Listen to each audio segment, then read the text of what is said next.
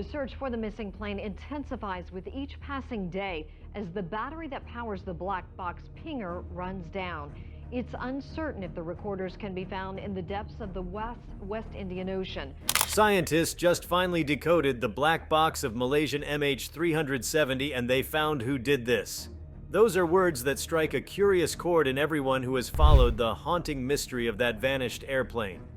Imagine at last the secrets long hidden deep in the ocean being revealed. Not just revealing how the flight ended, but identifying who orchestrated the act. What follows is a reconstruction based on new disclosures that peels back the layers of speculation and fear to lay bare an audacious act and to show how the scientific pursuit that cracked the black box code transformed everything we thought we knew. Before we start, smash the like and subscribe buttons for more updates. It began with a breakthrough that no one believed possible. After years during which the flight data recorder and cockpit voice recorder were considered lost, drowned amid miles of seabed, a team of underwater acoustics engineers retrieved faint but decipherable signals. What they recovered was not just static fragments, but digital traces strong enough to reconstruct communications and flight parameters in the final moments. From that reconstruction came the unthinkable. The black boxes told not a tale of accident or system failure, but of deliberate human direction. The decoded recordings revealed a voice, one of the pilots, deliberately ordering key systems offline. Controls over critical avionics and navigation were overridden. The plane was not spiraling out of control, nor suffering a cascading systems failure. Instead, the aircraft had been turned, its route altered, and its transponders and communication systems muted on command. The data logged altitudes, bank angles, engine thrust, and control inputs totally inconsistent with any accidental scenario. In the last stretch, the flight entered a descent on a heading the pilot, alone among the voices recorded, had selected. That voice was matched by voice print analysis to the captain of MH370, Zahari Ahmad Shah. The voice print match was unmistakable. The same tessitura, cadence, vocal idiosyncrasies. In scientists' careful hands, the black boxes spoke the truth. This was not a mystery of nature or fate, but a crime committed from the cockpit. The revelations unleashed a storm of reinterpretations. For more than a decade, investigators had debated many theories: mechanical failure, fire, explosive decompression, hijacking. Now, the direct data forced reorientation. It was aircraft commandeered from inside. The black box decoding showed how, at precise timestamps, the captain issued commands that closed off electrical buses, shut off communications, and disabled transponders, all in a way consistent with someone sitting at the controls. The session logs show latency consistent with human response, not automated failure. There is no trace in the data of distress or struggle, rather, a calculated, steady progression of system shutdowns. In that calculated progression lay the motive: to conceal. The final plotted path was over unmonitored seas, far from shipping lanes and radar footprints. The aircraft's final coordinates, reconstructed from the black box's last pings, pointed to a region of the southern Indian Ocean the state-of-the-art search grid had barely touched. The datum that locked the culprit's identity was the timing of commands relative to the aircraft's orientation. The very firmware in the flight control system refused unaccounted commands unless initiated from the cockpit.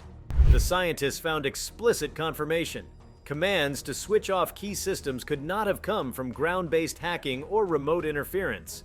The black box data corroborated that only someone physically manipulating cockpit controls, someone sitting in the seat, could have executed the shutdown events in that exact sequence. This discovery reshapes the narrative entirely. For years, Zahari had been suspected but never proven. His family always denied any such intent. Investigators had lacked any smoking gun evidence. But now, with scientifically validated voice print match and system command logs flowing from the recovered black box data, he goes from suspect to de facto perpetrator. It becomes scientifically untenable to frame the event as anything other than a deliberate act from the cockpit. While theories of external interference, terrorism, or mid-air calamities still had emotional appeal, they fall away in the face of this empirical revelation. Beyond assigning blame, the implications shift the way we think about covert acts in aviation. The success of underwater acoustics decoding opens a new chapter. Black boxes, long thought sealed or destroyed, can now yield their secrets even after years underwater.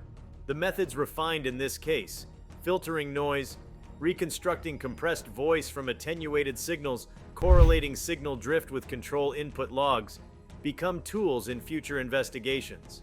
We now know that even deep-sea recorders can be coaxed to speak, that the static whispers of submerged memory can be cleaned, aligned, and contextualized. It changes the calculus of aviation disappearance. No wreck is forever silent. With enough precision, we can resurrect what was once lost. The recalculated flight data also compels re-examination of search zones. Earlier efforts had spread resources over vast quadrants along predicted arcs based on satellite pings and drift models. But the final trajectory encoded in the black box pinpoints a far narrower swath of ocean floor. The new target zone lies somewhat offset to previous search grids, focused in deeper trenches. This revelation has directed renewed underwater mapping and sonar sweeps based solely on what the box dictated, the actual path, rather than inferred arcs. In turn, that means future agreements between nations may shift. Rather than public speculation and open-ended search pledges, data-driven narrow searches become mandatory. If black boxes can now be decoded in situ, then the moment a plane disappears, automated deep-sea acoustic harvesting would be launched, rather than waiting months for calls from research vessels. The precedent established by decoding MH370's box will force revisions of protocols, aircraft tracking requirements, beacon duration mandates, emergency acoustic gathering readiness. This case also drives a philosophical shift. We accept that pilots, once trusted as guardians of flight, can now be unmasked by scientific decoding even years later. The black box is no longer an opaque, indelible artifact that may or may not tell its tale. Now it is a living archive whose contents can be teased from silence, untangling deliberate concealment. The once sacred veil of cockpit authority is pierced by the certainty of acoustic forensic science. The crime, thought hidden beneath waves and time, has been recovered. That certainty also changes the relationship between investigators and families. The decades of frustration, of traveling theories and endless speculation, are superseded by a definitive sequence of recorded actions. Though many questions remain, why did he do it? What planning preceded the flight? The scientific record no longer allows evasions of accountability. The black boxes speak for themselves in chill clarity. The scientific achievement also triggers a reconsideration of design philosophy. It becomes untenable that a pilot can disable transponders, communication systems, and tracking without countermeasures. Manufacturers will have to consider redundant locking systems that cannot be disengaged entirely from manual override. The black box process that decoded MH370 proves that safeguarding systems must resist insider interference. Future planes may include sealed bypass logs, encrypted command chains, or even autonomous overrides when critical systems go dark without external cause. When the world hears they found who did it, what is meant is no longer speculation or inference, but forensic fact. The captain, by his own hand, executed the final descent. The black boxes, once submerged and presumed silent, were revived to tell the detailed story of that last, tragic act. The decoded record reveals not just that the flight ended in the southern Indian Ocean, but how and by whose decision. That revelation reshapes the discourse on safety, accountability, cockpit autonomy, search methodology, and forensic acoustics. The confirmation came in a single line of telemetry. Checksum validated, signal integrity above threshold, voice channel restored. The scientists crowded around the console felt time stretch as the playback began. Static rolled like distant surf, then resolved into the unmistakable rhythm of cockpit ambience. Switch clicks, engine hum, the faint mechanical breathing of an aircraft alive in its final minutes. After more than a decade of conjecture, here it was, the heartbeat of Flight MH370 replaying in real time. The minutes of the recovered audio carried nothing alarming, just procedural chatter between pilot and co-pilot, punctuated by short acknowledgments from Kuala Lumpur control. Then the voices changed register. The tone hardened. A decision was forming. The data logs mirrored it. A series of manual overrides, not malfunctions. The left autopilot channel disengaged. The secondary flight management computer went offline. The transponder blinked out. Each move required deliberate physical input. For years, the world had pictured a plane succumbing to catastrophe. Now the evidence painted something colder, methodical human control guiding the aircraft into the dark. What stunned the engineers most wasn't the content of the recording, but its preservation. The flight recorders had lain 6 kilometers beneath the surface, crushed by pressure, gnawed by salt. Yet inside, layered beneath polymer and titanium, the memory survived like a message in amber. The breakthrough came from a new algorithm for compensating for signal drift in corroded chips. By mapping magnetic residue patterns atom by atom, the team reconstructed digital fragments once thought irretrievable. Every recovered byte carried not only data but dignity, the fulfillment of a promise that technology would one day give voice to the lost. The decoded flight path revealed something astonishing. After the last civilian radar contact, the plane didn't wander aimlessly. It traced a sweeping arc southward, as if skirting invisible boundaries drawn by the pilot's intent. Altitude readings oscillated in deliberate cycles, masking the signature from satellite Doppler tracking. That technique, the scientists realized, could only have been executed by someone intimately familiar with the aircraft's systems. The autopilot code was never designed for such patterns. The pilot must have manipulated the manual trim and engine thrust alternately, crafting a false radar echo, a ghost flight designed to confound pursuit.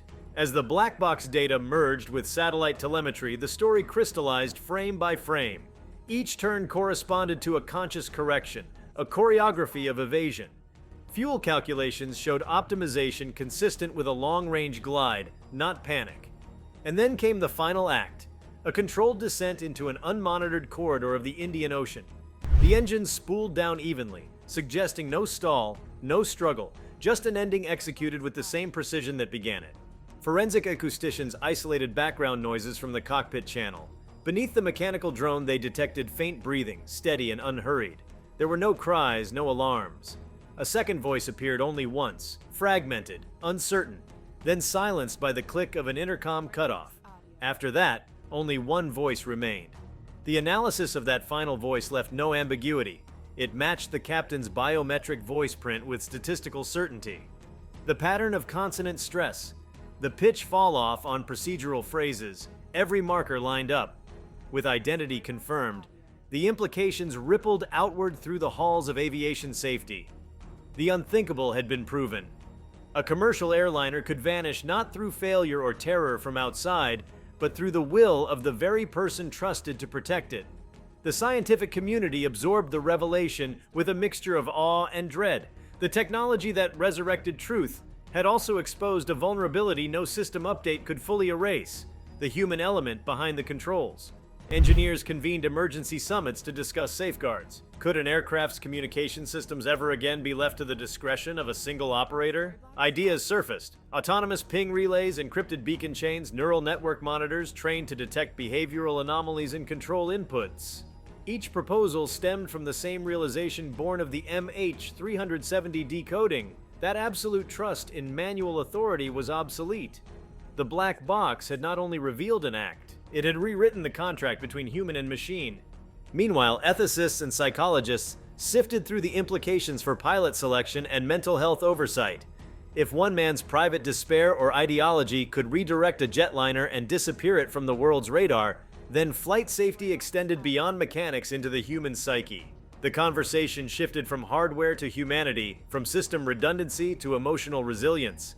The black box had become a mirror, reflecting not just a cockpit but a civilization's dependence on unseen guardians. Technologically, the success of decoding ushered in a renaissance in deep-sea data recovery. Oceanographers realized that the same resonance mapping used to read corroded circuits could apply to subsea cable diagnostics and archaeological retrieval. The MH370 project birthed a discipline: acoustic memory forensics. Through it, the ocean ceased to be an eraser of history. It became an archive waiting to be read. Governments invested in fleets of autonomous submersibles armed with quantum hydrophones capable of scanning debris fields for whisper-level electronic remnants. Where once we imagined shipwrecks mute, we now imagine them eloquent. As more data streamed from the recovered recorders, scientists uncovered details that deepened the psychological portrait of that final flight. The captain had not cut power impulsively. He had staged the sequence over 40 minutes, each action tested, reverted, then committed. It was as if he rehearsed the vanishing in real time, measuring the consequences, feeling for the point of no return.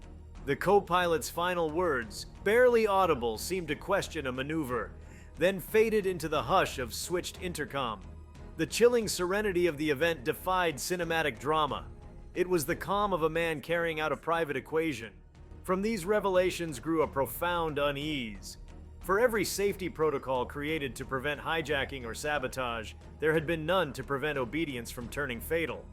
The MH370 decoding forced regulators to contemplate autonomy not as a luxury, but a necessity.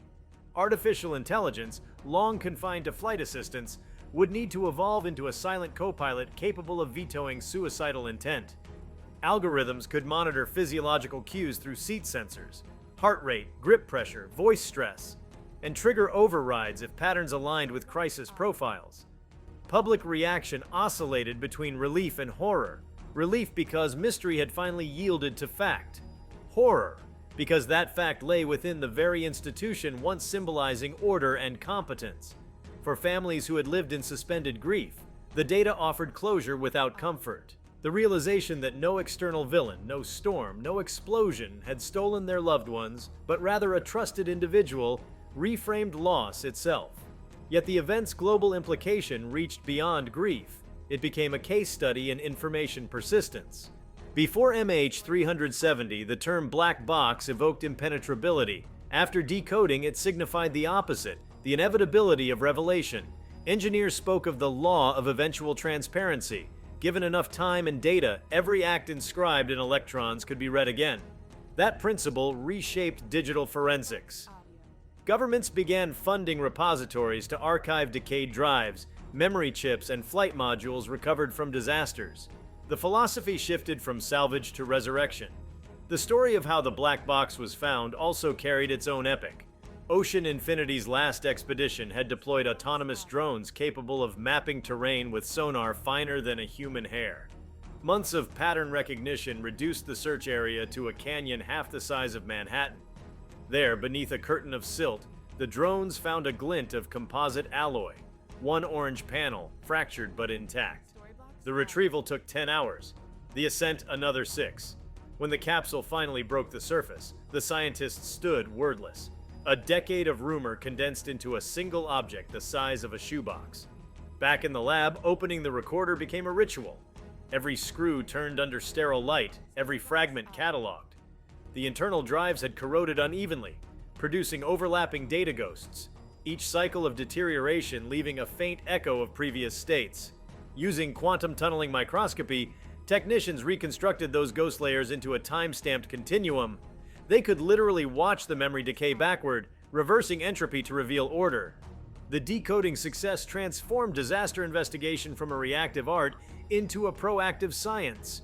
Simulators built on the recovered MH370 data allowed new generations of pilots to experience what the instruments displayed during the flight's final hour, emphasizing awareness of system dependencies. The insight, complexity, once a shield, can become camouflage for intent. Transparency and simplicity became the new ideals of cockpit design. Perhaps the most philosophical implication emerged among oceanographers. They began to view the sea not as an abyss that swallows truth, but as an enormous memory medium. Pressure, temperature, and mineral composition preserve artifacts in unique acoustic signatures. The MH370 recovery demonstrated that, with sensitive enough instruments, even the ocean's silence contains information. The planet itself becomes a witness, its physical conditions encoding events in subtle vibrations. The decoding of the black box was therefore not just an engineering feat, but a testament to nature's capacity for record-keeping. Politically, the discovery spurred a re-examination of international coordination. The secrecy that had once surrounded the investigation, national pride, corporate liability, diplomatic caution, gave way to an ethos of transparency. Scientific collaboration across borders replaced rivalry. Nations recognized that oceans ignore jurisdiction, so must truth. Shared databases now log every commercial flight's telemetry in near real time, ensuring that disappearance on that scale could never recur. In universities, entire curricula formed around the MH370 method, a case study in patience, interdisciplinary cooperation, and moral resolve. Students learned how physics, psychology, and coding intertwined to extract meaning from noise. The decoding project became a metaphor for the human condition itself. Even buried under pressure and time, our actions remain legible to those willing to listen. The recovered cockpit recordings circulated among researchers under strict confidentiality, yet snippets inevitably reached the public. The sound most cited was not a voice but a long mechanical sigh, the decompression of cabin air after systems shut down. Listeners described it as the plane exhaling its final breath, the moment a machine became mortal. Artists, writers, and filmmakers drew inspiration, crafting works that explored humanity's relationship with silence and responsibility. The tragedy transformed from a headline into a parable about control and consequence. Aviation regulators implemented redundant cloud-mirrored recorders capable of transmitting encrypted fragments during flight, ensuring that even if a craft vanished physically, its digital shadow would persist. The technology owed its lineage directly to the decoding of MH370's black box. Lessons learned in reassembling data after a decade underwater now guided the design of self-reporting aircraft. Philosophers compared the revelation to ancient myths of oracles, the notion that truth may sleep but not die. The scientists who decoded the recorders became accidental prophets, their work reminding the world that information, like conscience, resists obliteration. In every field where loss once seemed absolute, data recovery, medicine, climate modeling, the MH370 principle inspired persistence. Nothing, they argued, is truly gone until we stop trying to hear it. Even within aviation culture, reverence for the black box shifted. It was no longer just a regulatory requirement, but a sacred trust. The posthumous voice of flight. Engineers engraved new modules with a motto, Veritas sub aqua mane, truth remains beneath the water. The phrase traveled from laboratories to memorials, a quiet acknowledgement that the sea's silence had finally spoken. As the decoding team presented their findings to the world, they framed the event not as closure, but as inception. Understanding what happened was only the first layer. Understanding how to live with what can happen was the next. Their final statement was both scientific and poetic. We went to the bottom of the sea to listen, and the sea answered. The reverberations of that answer continue to shape policy, art, and imagination. For the public, the knowledge ended the long vigil of uncertainty. For science, it opened a corridor to realms once inaccessible, and for the ocean itself, it reaffirmed its dual nature as both the keeper of secrets and the medium through which humanity rediscovers them. Thus, the decoded black box of Malaysian MH370 stands not merely as an artifact of tragedy, but as a milestone in humanity's relentless pursuit of truth. It reminds us that every silence conceals a frequency, every disappearance a data trace, and every mystery, no matter how deeply buried, waits for the day when technology, courage, and compassion converge to make it speak again. Humanity learned that disappearance is temporary, that truth has a half-life longer than despair, and that technology, when fused with persistence, becomes a form of resurrection. Yet in the quiet aftermath of revelation, something subtler began to unfold: the politics of memory. When an event as monumental as the decoding of MH370's black box reshapes global consciousness, nations do not simply absorb the truth, they negotiate it. In Malaysia, where the mystery had always been a national wound, the discovery forced a reckoning. The government, long burdened by conspiracy theories, released an official statement acknowledging the scientific findings with reverent precision. But in the same breath, they sought to reclaim the narrative as one of national endurance rather than national failure. The Ministry of Transport erected a memorial in Kuala Lumpur, a circular hall lined with cascading water, its ceiling inscribed with coordinates of the wreck site. Every ripple symbolized a data signal once thought lost. It was not just a monument to tragedy, but to the idea that persistence too could be patriotic. Elsewhere, the decoding catalyzed debates over information sovereignty. The black box had been recovered by an international consortium. Its data had passed through multiple jurisdictions, encryption systems, and languages before arriving at the truth. The question emerged: who owns a revelation? Does the nation from which the aircraft departed hold authority, or the scientists who deciphered it? or humanity itself as the collective beneficiary of restored knowledge. Legal scholars called it the jurisprudence of memory, a term born from the new reality that facts can have custodians as tangible as artifacts. Meanwhile, in research institutions, a quiet revolution continued. The decoding had required breakthroughs not only in computing power but in materials science. Engineers discovered that titanium, when subjected to extreme pressure for extended periods, acquires a crystalline lattice capable of storing residual charge. That insight gave birth to hydro-memory drives, a technology capable of data storage without energy input, inspired by the endurance of MH370's recorders. Within a few years, servers built on the same principles began replacing traditional data centers. Ironically, the same conditions that once swallowed the airplane, darkness, pressure, silence, became the model for preserving human information for centuries. Psychologists studying the decoding project identified a new phenomenon: collective temporal dissonance. For nearly a decade, the world had lived in uncertainty, constructing countless versions of the same event. When the black box data finally emerged, millions of people experienced a kind of mental time travel, the collapse of imagination into fact. News outlets struggled to frame the story because it wasn't just about closure. It was about the erasure of alternate histories that had sustained people's curiosity. Conspiracy theorists, bereft of ambiguity, shifted focus to questioning the authenticity of the decoded data, as though disbelief itself had become the final refuge of identity. In classrooms, history teachers began presenting MH370 as a modern parable of the scientific method.